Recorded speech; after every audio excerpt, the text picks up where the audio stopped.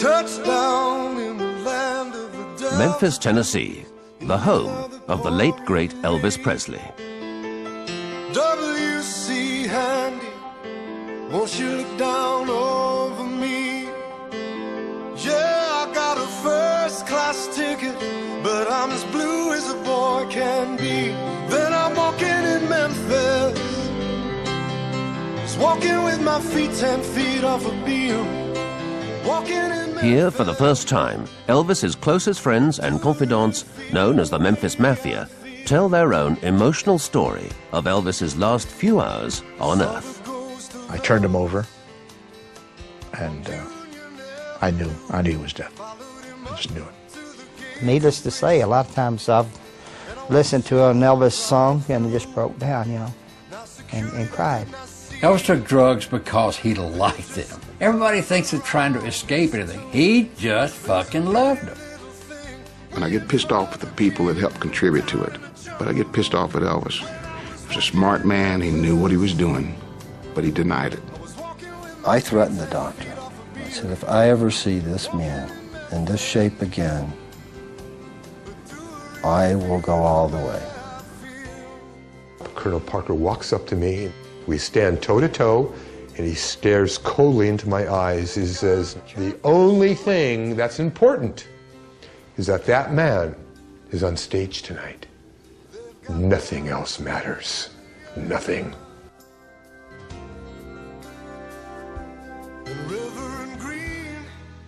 Sun Studios in Memphis.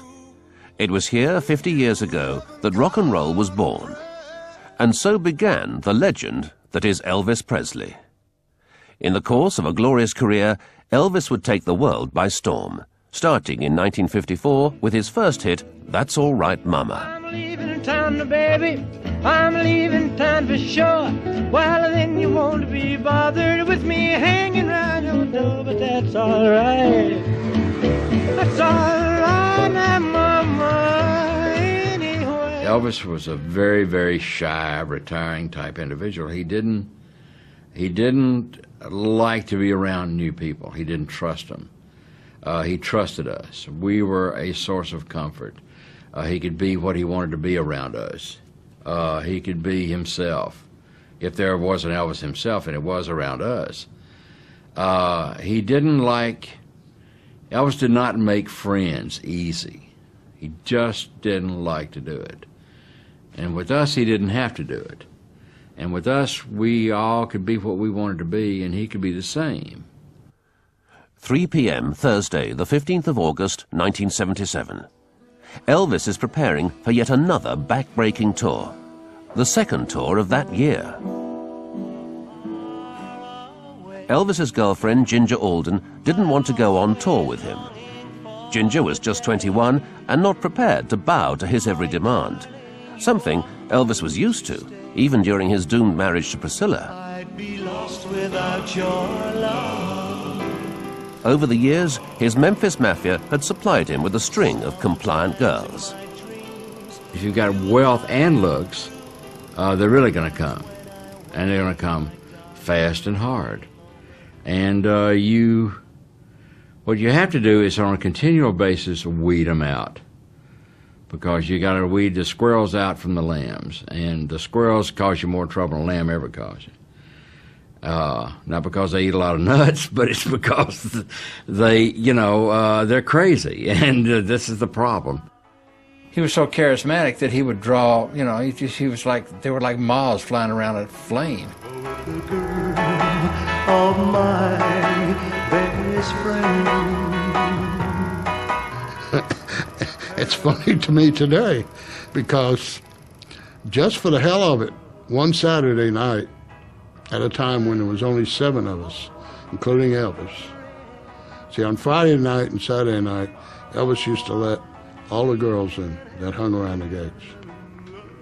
And one Saturday night, just for the hell of it, I was bored. So I went around the house and I counted all the women that were in the house with us 7 guys.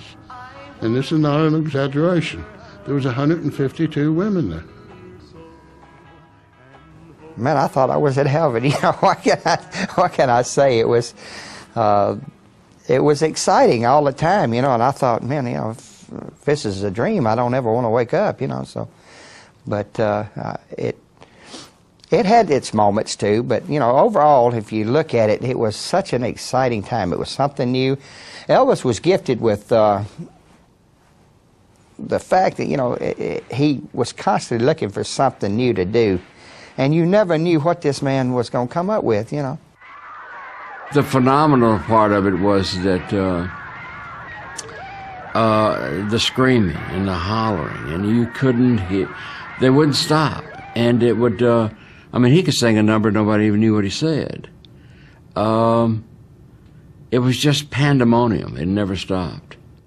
Elvis had a tremendous draw to him emotionally and physically, where you looked at him and you thought, that is probably about the best-looking man I've ever seen, you know.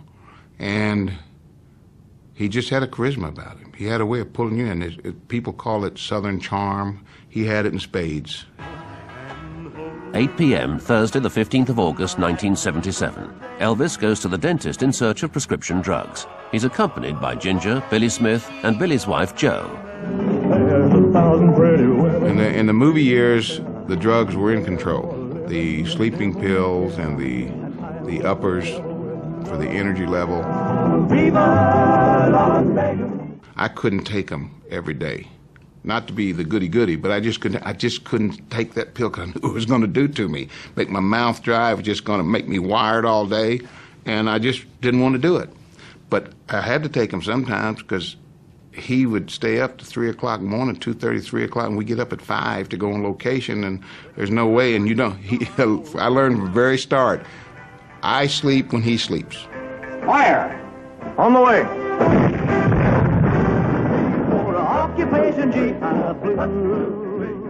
The guys around Elvis, we would just, you know, we stayed wired up all the time. We didn't go to bed till, 2 o'clock in the evening, and it was tiring after a while, and so we'd take a little speed to stay up the next day, and a lot of times we couldn't go to sleep because we were high, and we had to take a sleep till we go to sleep. And we lived that way for a long time. We really lived hard, but luckily we were young, we could do it.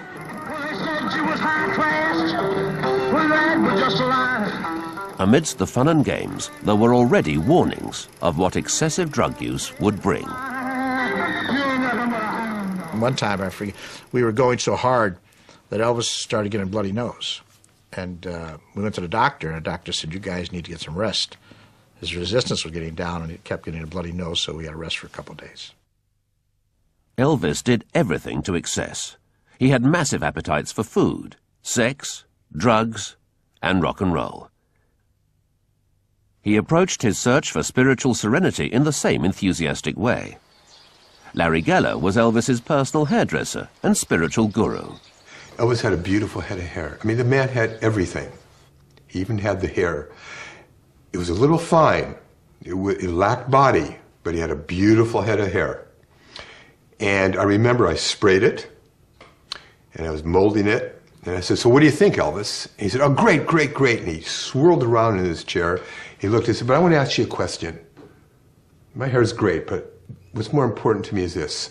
What are you really into, Larry? What are you really all about? It really threw me for a loss for a moment. I mean, here's a person who was totally straightforward. And I said, Elvis, I mean, you know that I work with celebrities and I do their hair. This is what I do for a living.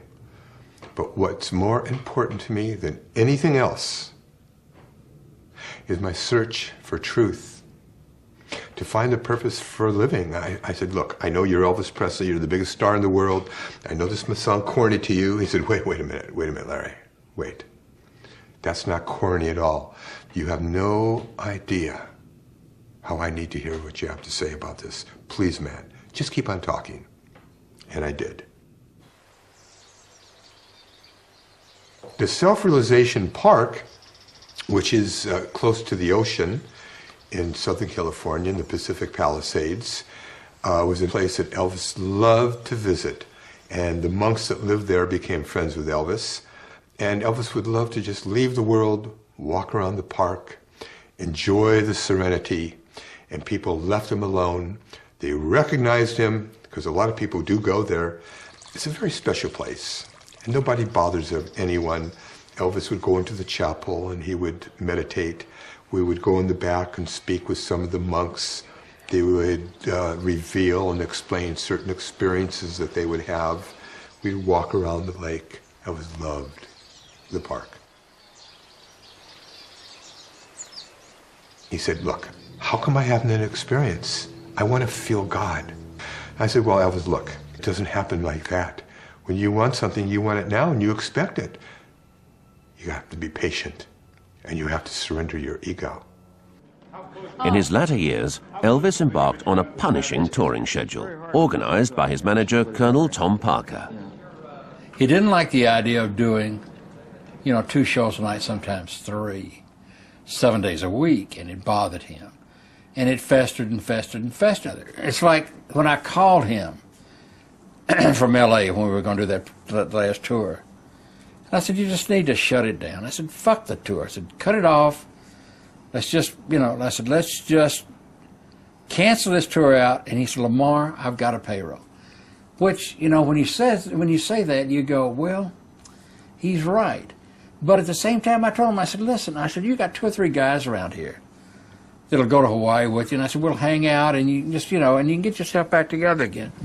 He said, let's talk about that after this tour's over. It sounds like a good idea. He didn't make it. With his records no longer selling, Elvis's only income came from these tours. And being 40 plus, he no longer had a huge following. He was teetering on the brink of financial meltdown. Touring paid the bills for now, but 50% of the income went to Tom Parker. The Colonel, too, was facing bankruptcy. Colonel Parker probably was one of the most degenerate gamblers I've ever known in my life. In Nevada, they used to say his money's not worth anything. He played roulette and would put chips on every number. He would play craps and bet the horn, the center. One night I was up about, I think I was up $50,000, $60,000. Remember, I was running the crap table crazy, and he came up and took my money and put it on don't pass. No, on pass. Yeah. No, don't pass. You threw a 7. And I threw a 7 and lost it all. 1 pop. And I wanted to throw up, but I couldn't. And I said, Jesus God, I said, I've worked my butt off here. I said, he said, how much did you start off with? I said, I started off with $2,000. So he counted out $2,000 and gave it to me. He said, now you're even. Oh my God. But he was right. I was even. Colonel, I was Colonel even. gambled in a way. I only lost $2,000. We all have our little idiosyncrasies. That was his was gambling. And I loved him to death, but he didn't play the game like you have to play it to win. He would go through with those on roulette, and he would drop 5 or 6 chips there, 2 on that one, 10 or 12 on this one, and that's whatever fell out of his hand. Yeah. That's what he'd do. And when he hit, he didn't really win because he had more bet than what it was. But he thought he did. Yeah. Listen, one night in between shows, this was in '70, and we were at the crap table. And he called me and said, listen, he said, you got to stay with me here. And I said, well, I've got to go upstairs early. He said, no, you stay here. He said, I'll get you up there on time. And I said, okay. So in a period of an hour and a half, he lost over $1.25 million. Come on back and let's play a little house so we can do what we did before. Now, baby, come back, baby, come. One night, I walked down to the casino. I just left Elvis. This was after his show. And I noticed there was a large group of people roped off, and they were all in front of a table watching someone gamble. And as I walked up, it was Colonel Parker, by himself at the table with stacks of chips. And he was playing the sucker's game of all games. It was called the Wheel of Fortune. And the odds of winning that game are the worst. It's better if you play craps or blackjack. At any rate, he's at the table and he spots me in the crowd. Larry, he said, come on, come here, sit next to me. He said, I'm not doing too well. I need some luck. Give me some good thoughts, Larry. I said, okay, Colonel, and I felt so uncomfortable. I really did. After about 5-10 minutes, I said, Colonel, maybe you'll do better now. I hope you will, but I have to get back upstairs because Elvis needs me. I told him I was just going to walk down for a few minutes. So I left.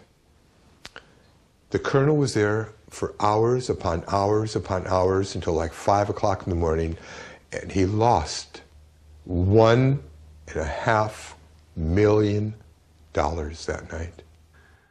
As Elvis prepared for his last tour, that would start in Portland, Maine on August the 17th, it was clear that he had no choice but to perform if he were to remain solvent. And for Tom Parker, it was essential that his gambling losses were covered. Elvis had turned into the Colonel's own cash cow. We were on tour in Louisville, Kentucky. And this was about 4 months before Elvis passed away. And Elvis, the night before, had a very difficult time. He felt he had a fever.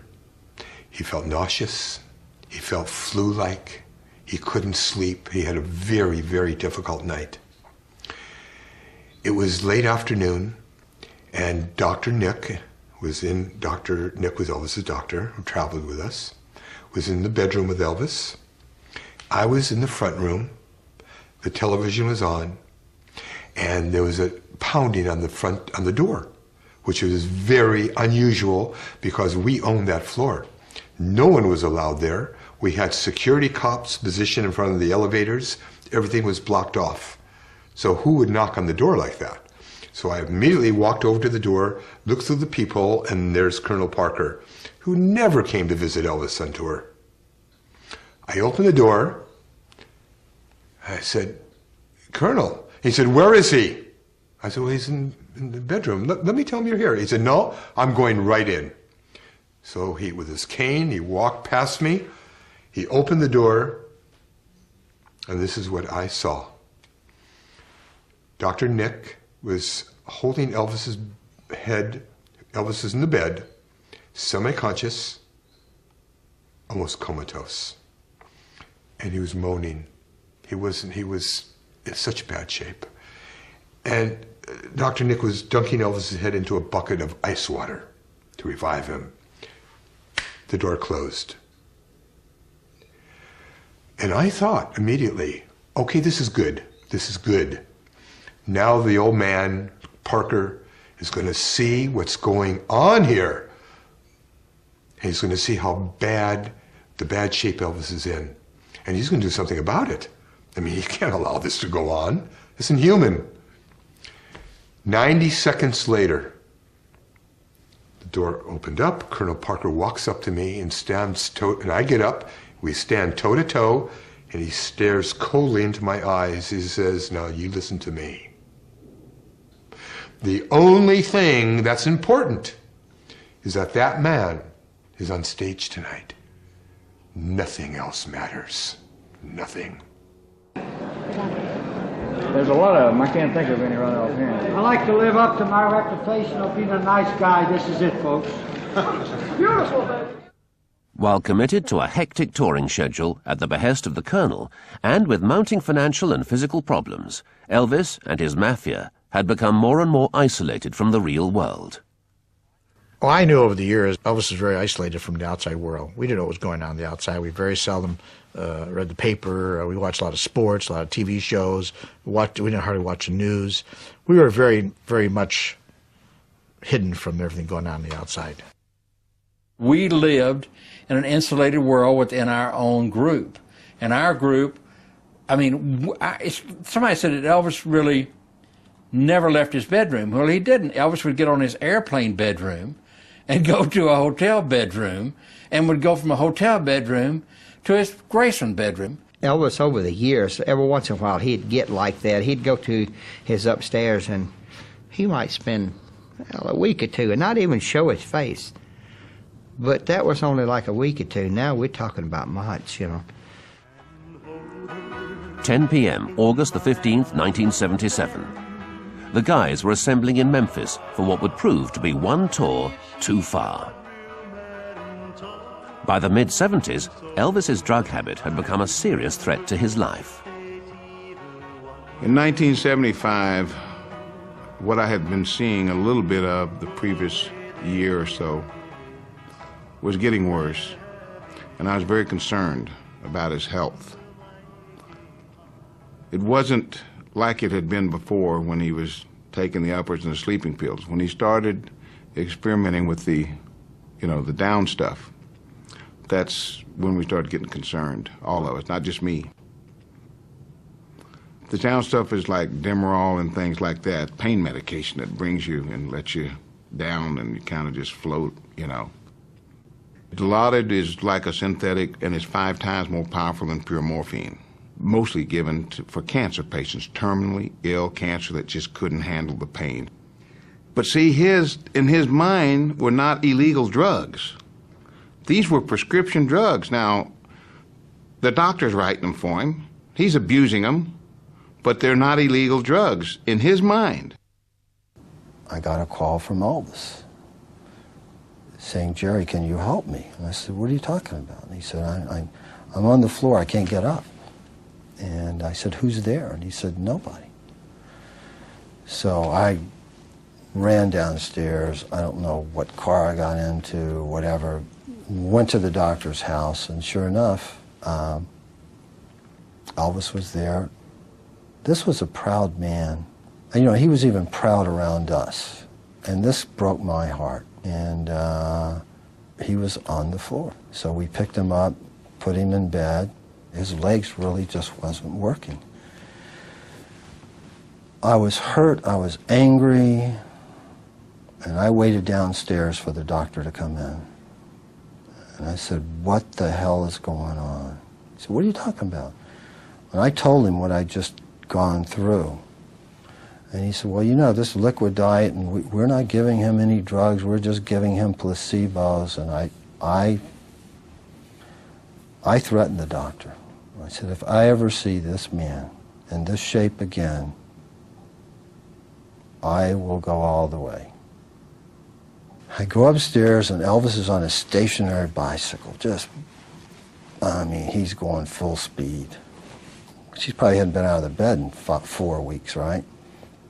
And Charlie doesn't know what's going on. He doesn't know about my meeting with the doctor and everything. And damn it, Charlie, when you get your medical degree, you can start telling the doctors how to treat me. And he was furious. Elvis took drugs because he liked them.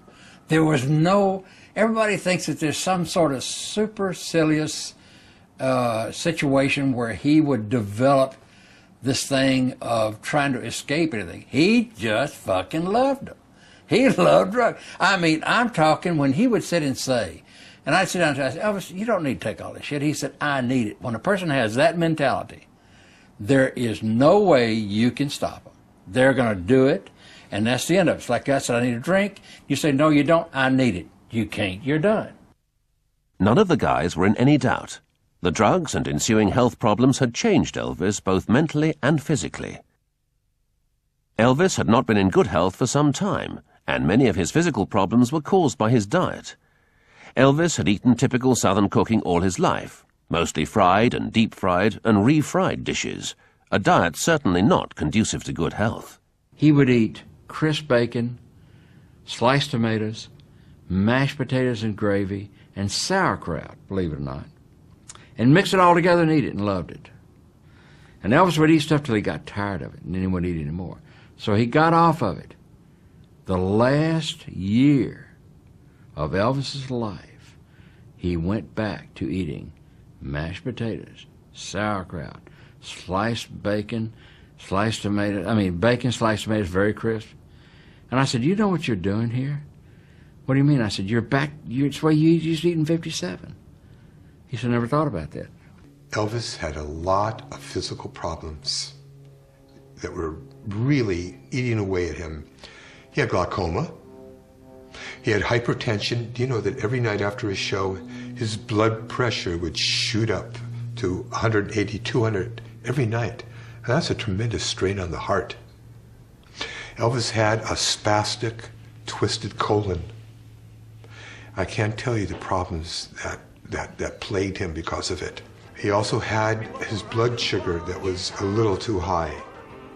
His body would start to get bruises on his leg.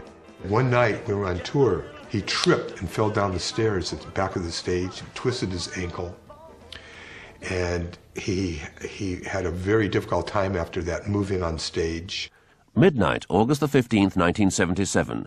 Waiting for the tour to commence, the guys knew Elvis was unhealthy, but they still believed nothing could touch or hurt him. August 15, 1977, I flew in from Los Angeles getting ready to do a tour. That next day, we were supposed to leave for Portland, Maine. And we were sitting around the kitchen talking, and Elvis was upstairs with Ginger Alden's girlfriend at the time, and Billy Smith was there and his wife, and they leave.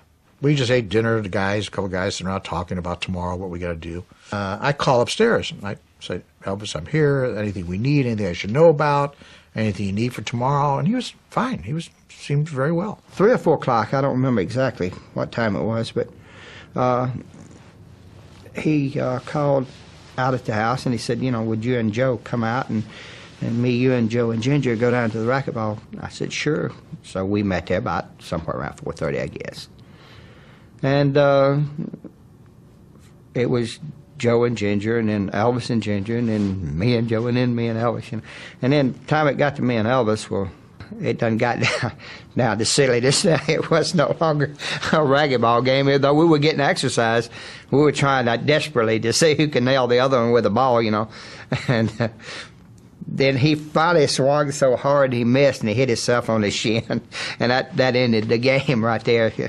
He went complaining about it hurting. So I raised his pants leg up there, and I looked at it, and I said, it's not bleeding. I said, it can't be hurting. Then he got into a kind of a melancholy mood. You know, he went to the piano, and he was playing different songs for Ginger and us. And then that lasted maybe 15, 20 minutes. Lost in his music, it was as if Elvis was 21 again. Live near or far away, I'm always longing for the day, my darling, you are home to stay. I'd be lost without your love. Oh. And then we went back to Graceland. I went upstairs and I washed and dried his hair for him. And we talked in the bathroom. He even told me, he said, man, he said, I'm going to try to make this the best tour ever, you know. And he said, I'm going to try to go to sleep. I said, okay. I said, you need me, I'll be at the house, you know. And I assumed he was going to bed.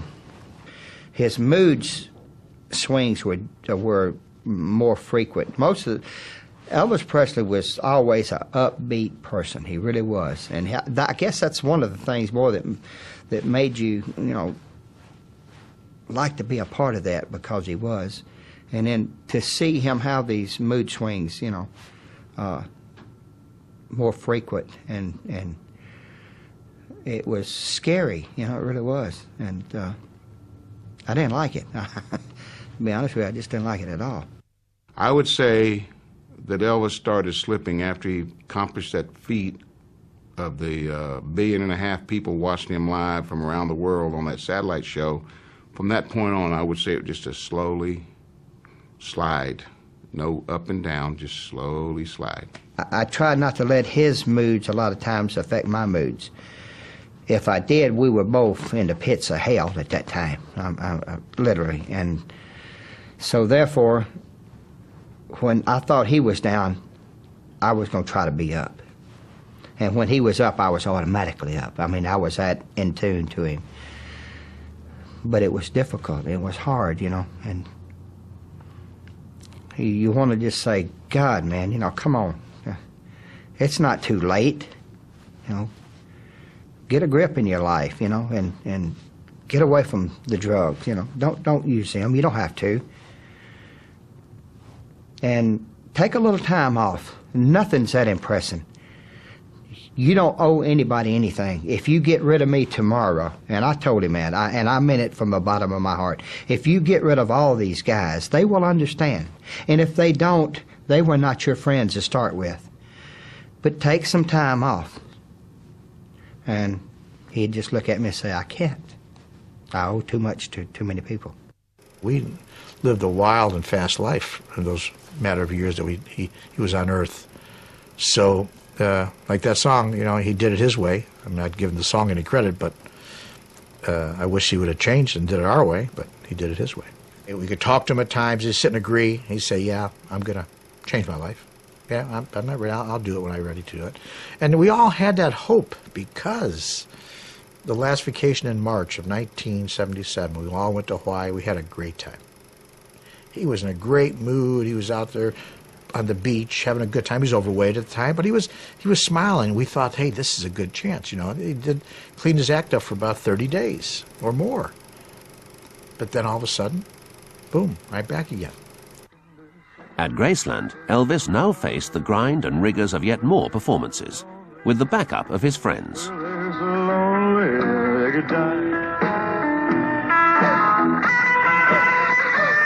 None of them were happy.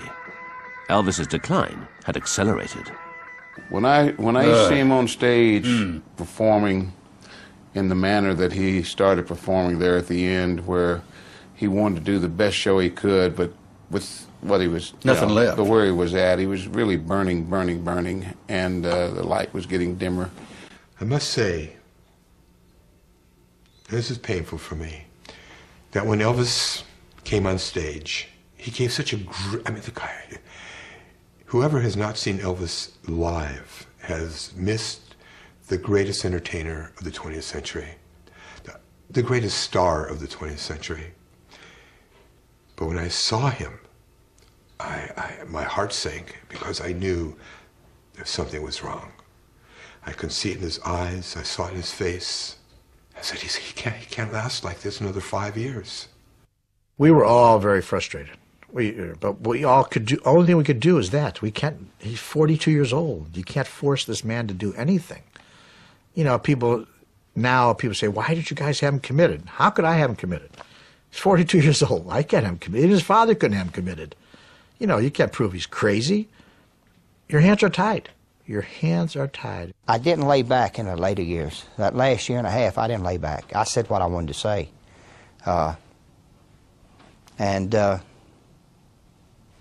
The hell of it is, after all, I look back on it, it didn't do any good, you know, and that's what hurts more than anything. 6 a.m., the 16th of August, 1977. Elvis was restless. He told Ginger he was going to read in the bathroom. 2 p.m., the 16th of August, 1977. Ginger went to the bathroom to check if Elvis was okay.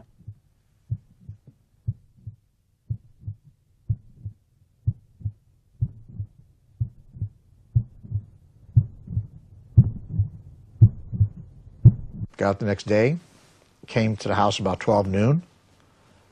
This is the 16th, and about 2 o'clock, the phone rings, intercom, and one of the maids picks up the phone, and it's Ginger. She says, "Come upstairs, I need help. Elvis fainted." So I ran upstairs. I go into the bathroom, and Elvis had fell over. He was laying on the floor. I turned him over, and I knew he was dead. I just knew it. But I was hoping he wasn't. I picked up the phone, called the operator. They didn't have 911 at that time, and said, "We need an ambulance here at Elvis Presley's house." And I didn't tell him who it was. And meanwhile, I couldn't do mouth-to-mouth resuscitation because Elvis' mouth was closed shut. There was no way possible. There's rumors I did that, but somebody made that story up. I was trying to massage his heart as well as I could, and it just seemed forever. People were all coming up there, and it was pandemonium. The ambulance finally showed up, and it seemed forever, and I found out later it was like 20 minutes before they got there. We got him into the ambulance. The stretcher came, got him down in the ambulance. I jumped in the back of the ambulance. All the way to the hospital, we're talking to him, and we get to the hospital real quick. The Baptist hospital. Got there and they rushed him into the emergency room. I tell you, it was tough. And 30 minutes later, about 30 minutes I would think, doctor came into the room and he said, "Elvis has left. Elvis is gone." And we all broke down and we all hugged each other. And it was, very very, very emotional time, naturally. We were, still in a state of shock, even when you think about it. We never thought this could ever happen. I go to Graceland. I pulled into the gates, and Elvis's uncle says to me, Larry, did you hear what just happened? I said, no, what happened? He said, Elvis just died. I said, well, wait a minute, what did you just say? He said, Elvis just died. I look up at Elvis's bedroom, and I looked at him. I can't begin to tell you the state of mind that put me in. About 1:30 or 1:45, the phone rang, and it was my cousin Patsy, who is Elvis's double first cousin and my first cousin. So she had called out there, and she said, "Oh my God," she said, "Elvis is dead." And I said, "Whoa, wait a minute, Patsy." I said, "What do you mean?" I said, "Is he gone to the hospital?" She said, "Yeah, they've taken him to the hospital." I said, "He's been, in the hospital before." I said, he'll be all right." She said, "No." She said, "He's dead." There was a PR guy from the hospital was there with me. He asked me, he said, "Do you want to make the announcement that Elvis is no longer with us?" And I couldn't do the announcement. I couldn't make the announcement. The press, I told the PR guys, you do it. I can't do it. And God, we're driving down, and the radio's on, and they play an Elvis record, and the disc jockey says, "By the late Elvis Presley." I literally went berserk. I realized I'd never see Elvis Presley again. And it's the first time I realized it. And I hit this wall so hard, I crushed my hand. I had to have an operation. Still have scars. And Colonel was on the phone to Joe. And he was saying, "Yes, I know, and you need to do this, you need to do that." So he hung up the phone, and I was leaning on the television set. It was on a stand. And I was leaning on it, my left arm, in fact. Things become really indelified in your mind. And he walked up within probably 8 inches of my face, 10 inches, and he said, "You got to go back to Memphis. Elvis is dead." And I looked at him, and it hit me like a sledgehammer. And I looked at him, and I said, "Listen," I said, "you know what?" I said, "You finally ran him to the ground, didn't you?" And he got mad at me. I said, "You know what I'm talking about." I said, "Y'all wouldn't let him up. You kept working him. You kept working him." He said, "You need to leave." And I said, "Yeah, I'm going to leave to keep from knocking your damn teeth out." When they brought him, to the house and all the next day, I had some relief, you might say, when I saw him, because I realized it's true, You've got to accept it. It's true. Whereas before I could believe, that he was just sick, in the hospital. I was just hearing what they wanted to tell me. But when you see the real thing, then it's there, and you got to deal with it. I got into the house, and there is a group. A lot of the guys are there, and there's little Lisa Marie walking around saying, "My daddy is dead. My daddy is dead." Vernon, his father, is sitting in a chair. He said, "Larry, Larry," and I run over and I collapse into his arms. "What am I going to do? What am I going to do, Larry?" He said, "Larry, you're going to have to go do Elvis's hair. You got to go to the mortuary, Larry. You got to, he knows, how he would like to look." I said, "Don't you worry, Mr. Presley. Don't you worry. I'll go." And I would have never, ever thought he would have died. We all talked about it, but he's too strong. He was too strong of a person, we said. He's going to change his life. And he didn't. It was tough. It got to a point where a lot of guys didn't want to talk about it. I think that he had so much to give. And here it is, he hits the floor and died by himself. And I think that's horrible. I think that, nobody wants to die. And nobody wants to, especially die alone, I don't think. It'd have been so nice if we all could have been around him. But, as it was, he fell forward on the floor and died. It's horrendous. I was led by these police officers into a brick building that was very cold, very dark. It was a long corridor. I walked down this corridor, and all I could hear was my heart beating, thumping, boom, boom, boom. And I stopped in my tracks because I saw what was in the other room. There was a table. I saw a body on the table with a sheet. I walked into the room. There was Elvis. I walked up to him. I stood right by his head on this side. Charlie Hodge stood on the other side. There was a few morticians in the room. And there was a silence for a long period of time. I just looked at that face, that beautiful, magnificent face. Now I had to do his hair. And the next shock kicked in. We were off tour for 6 weeks. We had a hiatus period. There was a regrowth, half an inch, so. All white hair. I didn't bring my dyes with me. I'm thinking, oh my God, what am I going to do now? There was a lady there, and I said, do you have your mascara with you? And she did. It was a little black, thank God, mascara. It was a little teeny brush. So I smeared it all around, blended it into his black hair that we dyed black, and it worked. It took me a good 45 minutes to an hour just to prepare his hair, because first of all, Elvis was lying horizontally. His life force left the body, so there was nothing there. So I had to work on it, work on it, work on it, which I did. At a certain point, the morticians who were applying makeup to his hands and his upper body like they do, they pulled the sheet down. And Charlie Hodge screamed. He said, what the hell are you, how could you do that in front of us? So the crisscross autopsy scars. They covered it back up.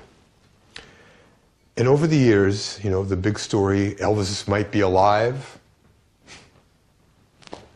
Oh, how I wish that was true. I worked on his body. And I've worked on his body thousands of times. It was Elvis Presley. That's it. There's no doubt about it. And memories just started cascading down. Memories of the first night that I met Elvis, telling me how I must have been plucked out of the millions and millions of lives to be Elvis. There has to be a reason. And things of the last 13, 14 years. It was so unbelievable, so surrealistic. At a certain point, I thought, no, wait a minute, this isn't real. He's sleeping. He's going to open his eyes. He's going to imitate Chief Inspector Clouseau from the Peter Sellers Pink Panther movies. Elvis knew all the lines. He was going to wake up and sit up and say, hey, what the hell's going on here? Let's get back to Graceland. No. I understood exactly what was happening. I understood this is the corpse of Elvis Presley. And his life force, his soul is not in that body anymore. Vernon Presley, Joe Esposito, and a few of the guys, Jerry Schilling and a few others, we walked up to see Elvis for the very last time, because now he's going to be interned. Someone took his TCB ring off, and the lid of the coffin is coming down, and I'll tell you right now, purposefully, consciously, right before the lid came down, I put my hand in, and I put my hand right on his forehead, and said goodbye. And I wanted to be the last person to touch him. The lid came down, and I was. The funeral, during the funeral, some weird things happened, you know. We got ready to load the casket into the hearse. After we loaded it and all of a sudden this tree limb broke and made a hell of a sound, really did. Made a crashing sound. It was not that big a tree limb, but it was big enough. And to look at it, it looked green. It didn't look like it was rotted and fell. It looked... Everybody kind of looked at each other, and of course, I think Lamar said something, said, well, he's still at work or something like that, Then we got to the mausoleum, and they had him set up, and there was this little round window up above, and it faced east and west. And it was, I guess, around 3, 4 o'clock in the afternoon. And when the sun finally came over, where the wood separates the panes, there was 4 of them, it threw this pretty across that casket you've ever seen. Of course, I can't tell you the cold chills that run across my body, from the thought. My best friend is dead. No matter what you want to say, that's the biggest loss to me I've ever had.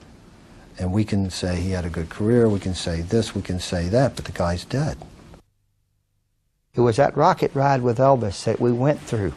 It was such a part of life, and a fascinating one at that.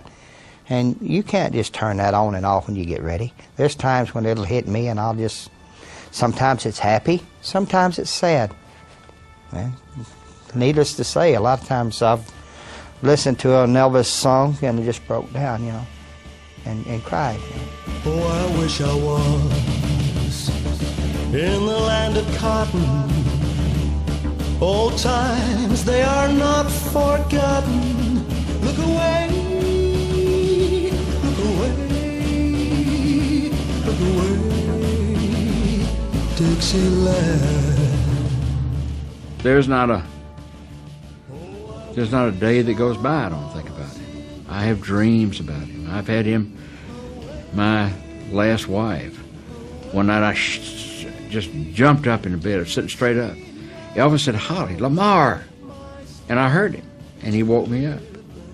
I heard his voice like he was right next to me, and I was in a cold sweat. She said, "What is it?" I said, "He just hollered at me," and every day it goes on.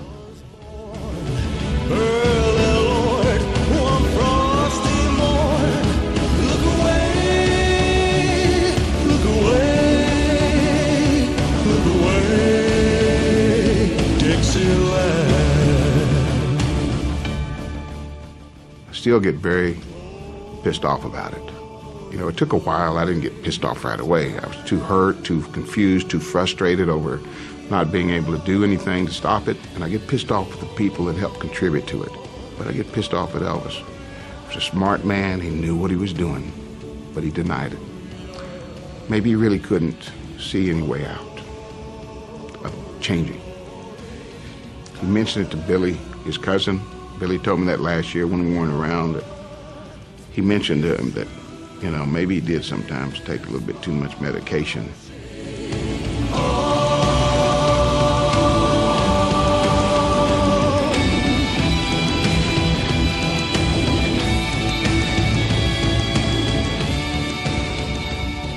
I was angry about his death. Elvis, I thought he had no right to die. I thought he had no right to die at that age. I think that he left too much on the table. If anybody ever left too much on the table, Elvis did. Bound to die, and all my trials, Lord, soon be over. I just flashed back to all the good times we were having there. The parties up at the pool and smiling and laughing and having good times, but it's never going to happen again.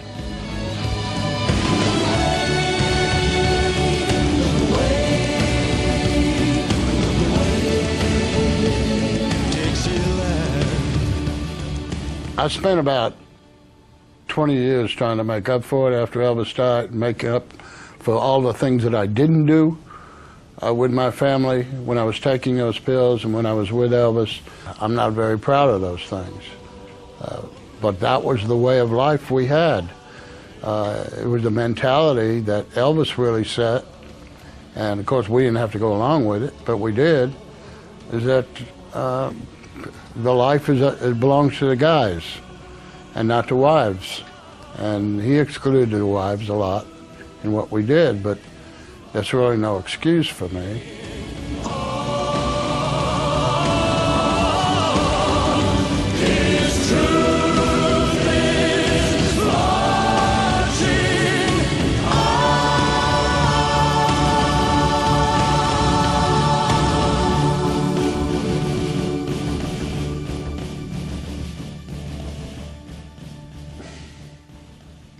The impact upon my life has been so profound. Not just meeting Elvis and working for him and having the unique relationship that I did have with him, but his death. You know, the day he died, and then I went to the mortuary to do his hair, I thought to myself then and there, I'll never be the same again. And I haven't been. It's almost like my soul ruptured, so to speak. Yes, you know, you come to terms with it, but it stays with you. And that moment, those moments of his death have remained until this very moment, and I'm sure they will until I take my last breath. Put on my blue suede shoes and I boarded the plane. Touchdown in the land of the Delta Blues, in the middle of the pouring rain. W.C. Handy, won't you look down over me? Yeah, I got a first-class ticket, but I'm as blue as a boy can be. Then I'm walking in Memphis, walking with my feet 10 feet off a beam. Walking in Memphis, but do I really feel the way I feel? Saw the ghost of Elvis on Union Avenue. Followed him up to the gates of Graceland, and I watched him walk right through. Now security, they did not see him, they just hovered around his tomb. But there's a pretty little thing waiting for the king down in the jungle room. When I was walking in Memphis, I was walking with my feet 10 feet off a beam. Walking in Memphis, but do I really feel the way I feel?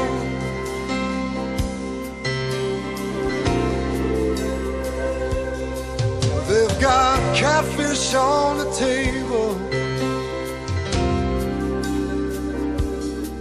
they've got gospel in the air, and Reverend Green, be glad to see you when you haven't got a prayer.